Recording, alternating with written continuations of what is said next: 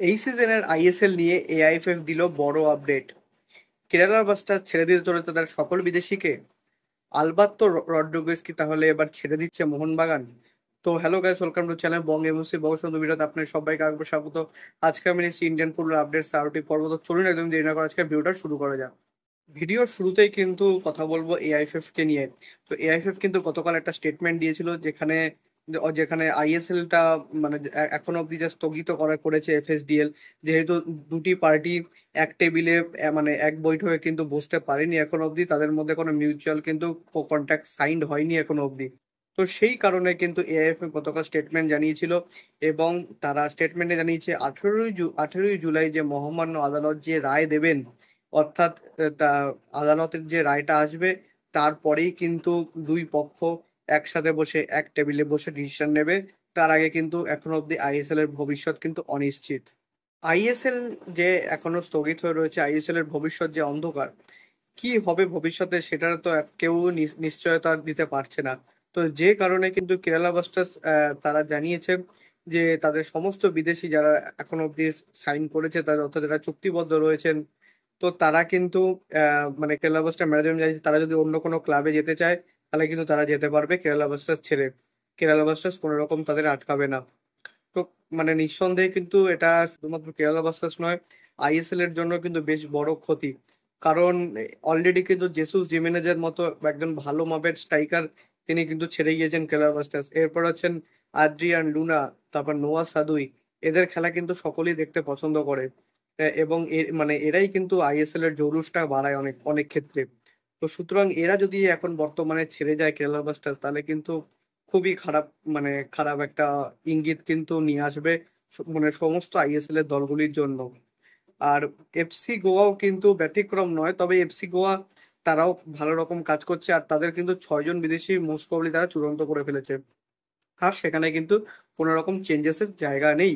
তো তাদের 6 বিদেশির মধ্যে আহ, আপনাদের মনে হতে পারে কারণ কার্ল ম্যাকিউকে নিয়ে তো কিন্তু এখন অব্দি কোনো পোস্ট আসেনি। বাট না বন্ধুরা, গতকাল রাতে তারা কিন্তু এক্স হ্যান্ডেলে কার্ল ম্যাকিউকে তারা গুড বাই জানিয়ে দিয়েছে এবং তার জায়গায় কিন্তু আরেকজন স্প্যানিশ মিডফিল্ডারকে কিন্তু সই করিয়ে নিয়েছে।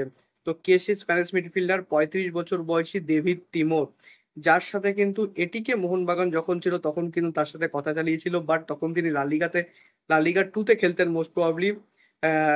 তো সে কারণে কিন্তু তিনি লালিগা টু ছেড়ে আইএসএল এ আসতে চাননি। তো যাই হোক, 35 বছর বয়স হলে কি হবে, তা মানে কার্ল ম্যাকিউয়ার তিনি একজন লাইক টু লাইক একজন রিপ্লেসমেন্ট, অর্থাৎ একজন ডিফেন্সিভ মিডফিল্ডার এবং তার কাছে কিন্তু হিউজ এক্সপিরিয়েন্স আছে। লালিগাতে খেলেছেন, লালিগা টুতে খেলেছেন, মানে যেটা স্প্যানিশ সেগুন্দা ডিভিশন। তা এছাড়াও তিনি কিন্তু ইউরোপা লিগেও খেলেছেন, তার কিন্তু এক্সপিরিয়েন্স আছে।